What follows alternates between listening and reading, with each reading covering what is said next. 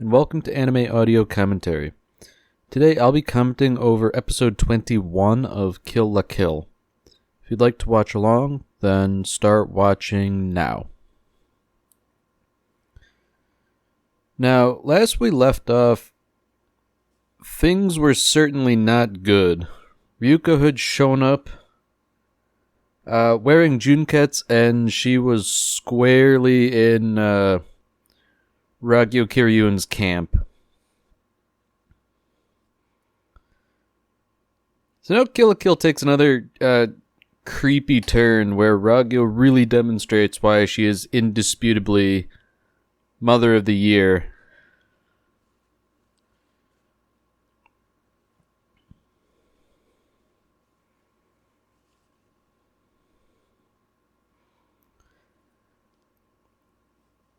You know, I kind of get what they're going for, making Ragyo unsympathetic, but I think maybe they could have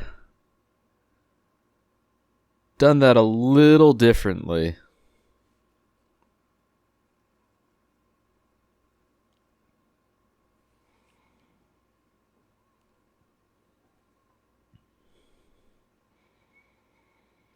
So I guess this whole scene here is prior to Ryuko showing up on the Naked Soul.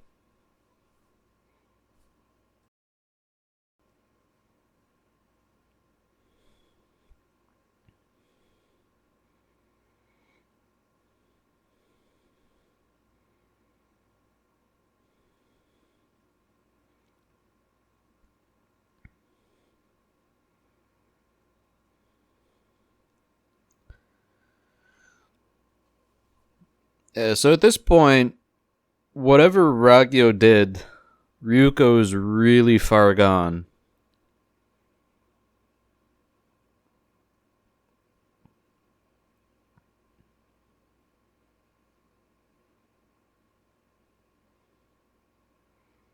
So it seems like, at least based on what Ragyo is saying, that this is more a function of Ryuko being infused with life fibers from birth. So it seems that's why she's being all kinds of crazy right now.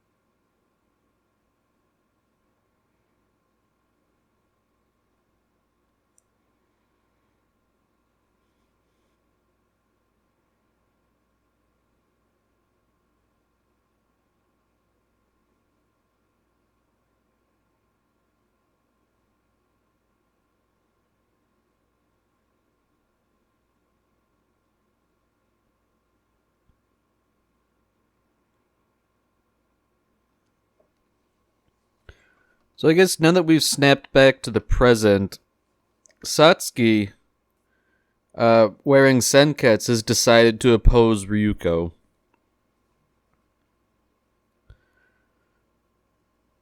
And it's pretty clear at this point that Satsuki is not in the best shape to stand up to Ryuko, especially considering all the recent developments, with Ryuko becoming more and more powerful even without wearing a Kamui.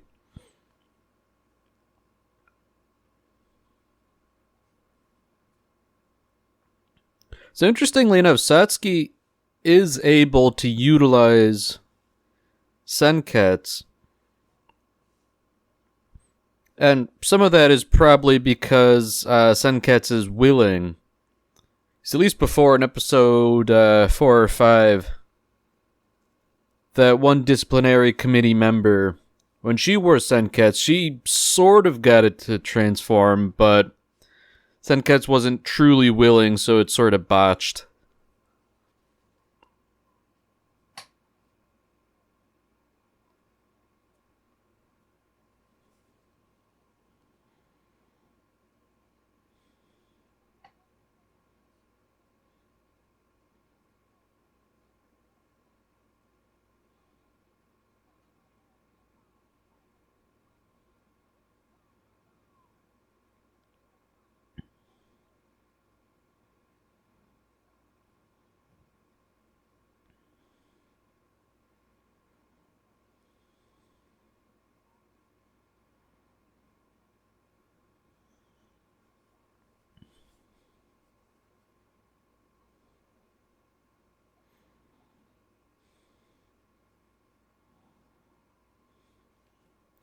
So interestingly enough, Satsuki is able to sort of transform Senketsu like Ryuko had previously done. But even having done that, it doesn't seem remarkably effective. I think it's just a matter of Ryuko's too strong for anything Satsuki can do to really affect it meaningfully.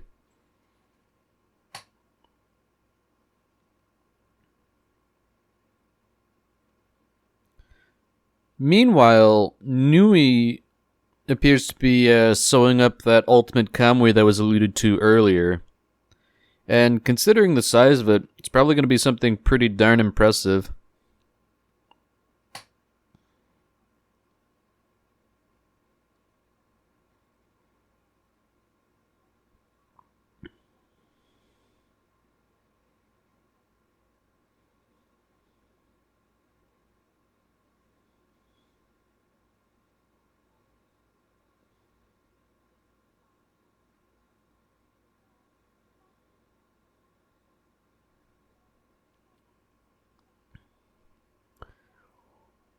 So I feel like there's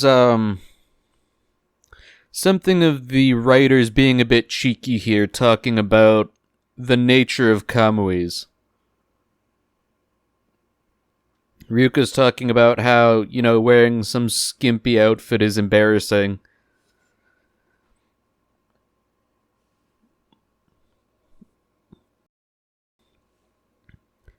I think the writers are being kind of knowingly silly here. Like, the premise of Kill la Kill as a whole is kind of silly and rife for fan service. But they've sort of justified it in a way that makes sense with life fibers. Even so, I guess they feel the need to sort of call attention to it to preempt any criticism.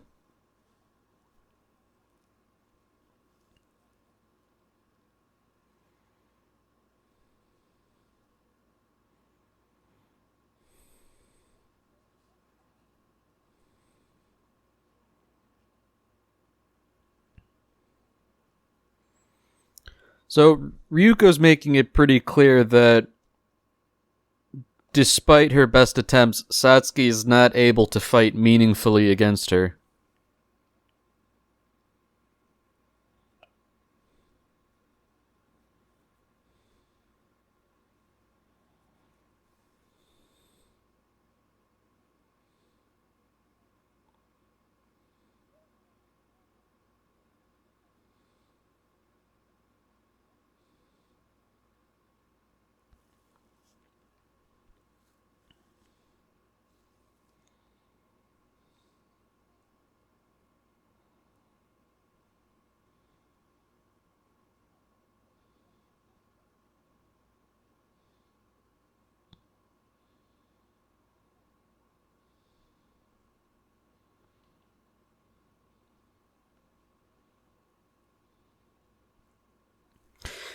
The scene isn't as nearly bloody as I would have thought it had been.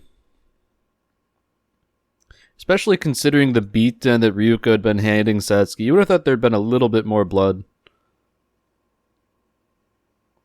Not that I'm complaining, but I think it's a weird distinction they drew, considering previous episodes had Ragyo impaled and decapitated with all the blood you'd expect.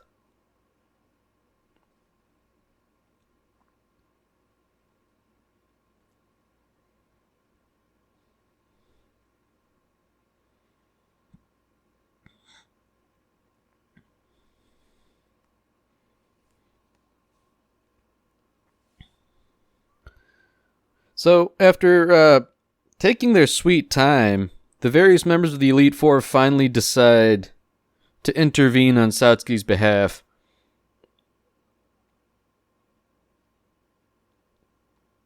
You know, considering how long Ryuko was beating on Satsuki for, you would have thought that they'd have intervened just a little sooner. But I guess for narrative purposes, they didn't.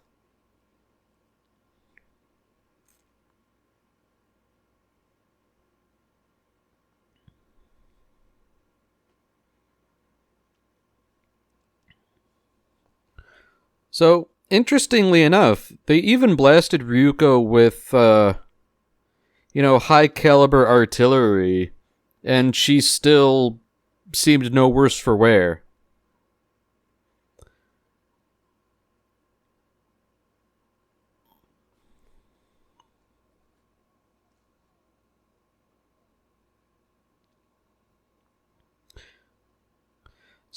So in the end, it seems like it was all sort of a ploy.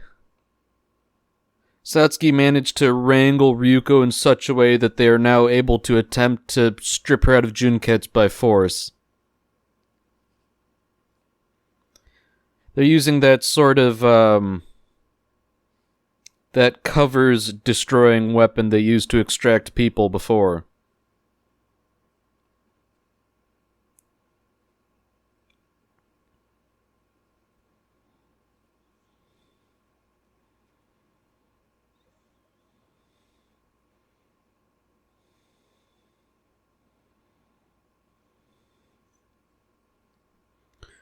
So before anything can meaningfully happen, Nui intervenes on Ryuko's behalf.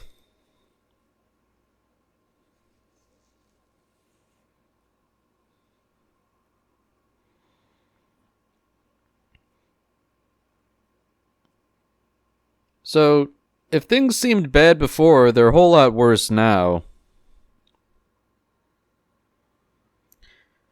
Especially given that Nui reveals that Junketsu has been sewn directly into Ryuko, and that removing it would prove fatal.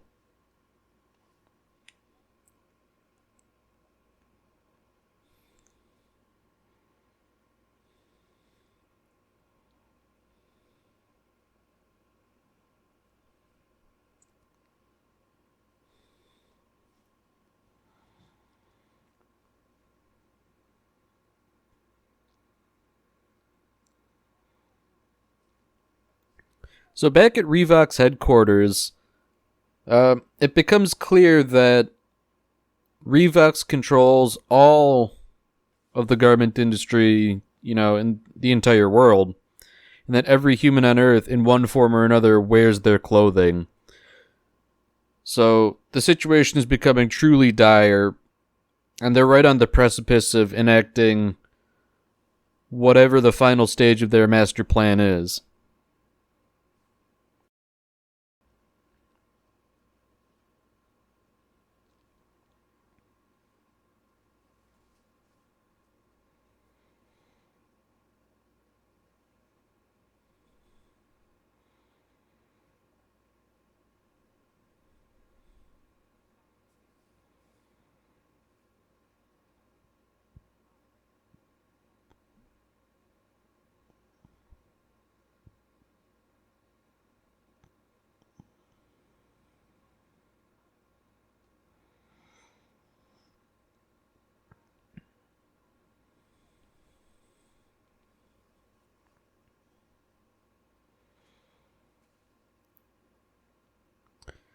So it seems like part of that final plan was to have the primordial life fiber exit its hibernation, wake up for real, and presumably do something drastic.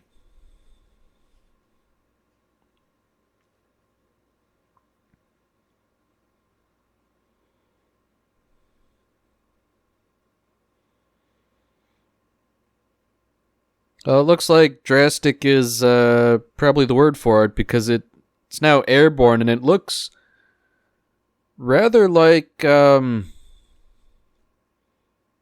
it sort of reminds me of like the alien bioships from Gunbuster. So if I had to guess, it's probably spacefaring in some way. Well, considering life fibers are an alien parasite originally, being spacefaring makes sense.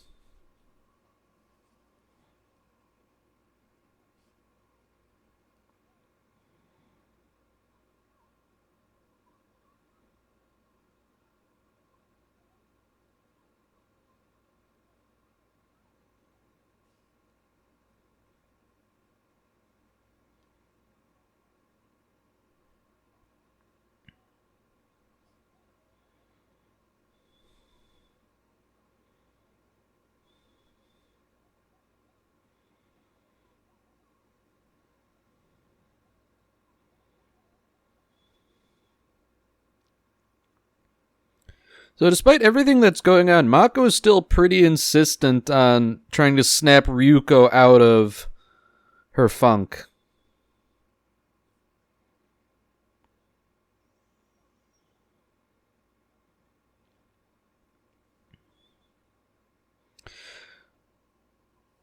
So Senketsu, realizing, I guess, the gravity of the situation, has decided to take Mako as a new host and hopefully try and prolong the inevitable, or try and snap Ryuko out. Meanwhile, Satsuki is taking on Nui. Although, unfortunately, without a Kamui, she can really only fight to a standstill. Of course, I don't think Nui's fighting seriously at this point. She's probably just toying around with Satsuki as she is wont to do.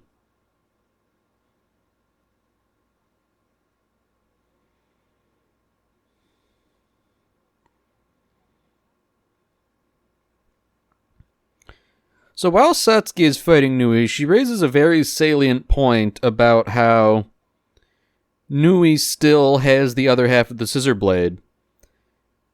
And because she hasn't given it over to Ryuko, given that the two halves of the scissors are stronger together, it indicates that they don't think Ryuko is truly on their side. And so because of that, there's still hope.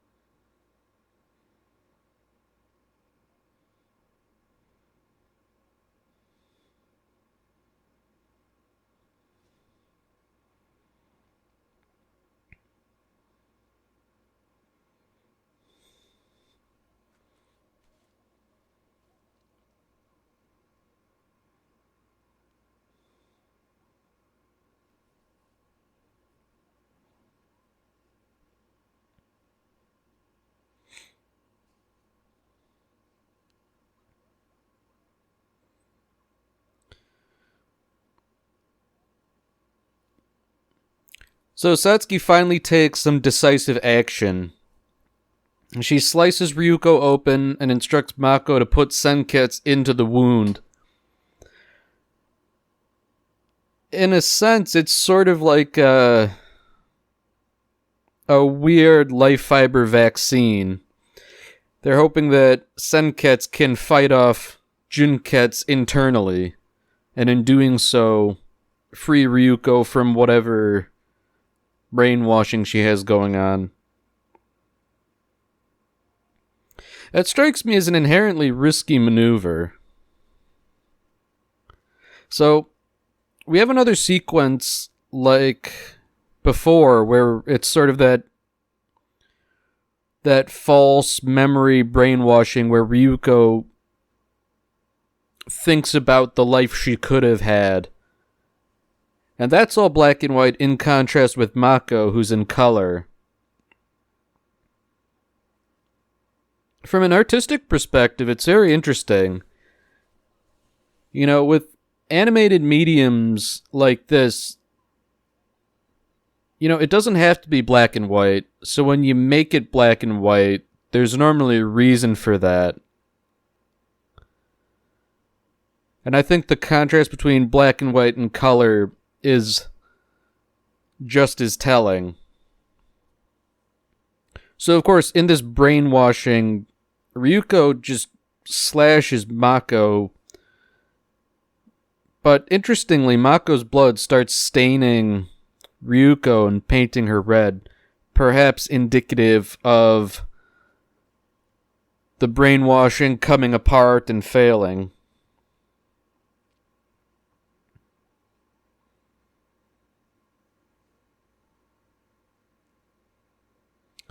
Although I'm not entirely sure that's the case, and Ryuko is at this point disgorging a whole bunch of fluid. She's also spat out senketsu, for lack of a better term, so it seems like things didn't quite work out.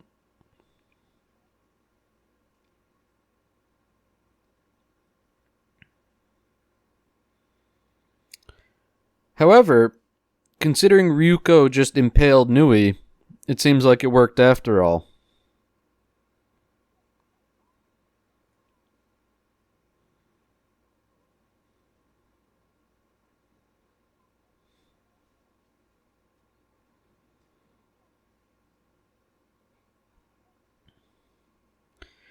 So sort of like how she tore out that the mind stitching before, she's tearing Junketsu right off regardless of the harm it causes to her.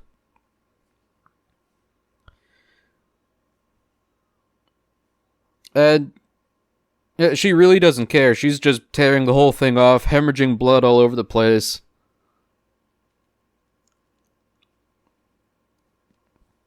It's a lot like the scene from episode 11 when she had sort of lost control and bled all over the place.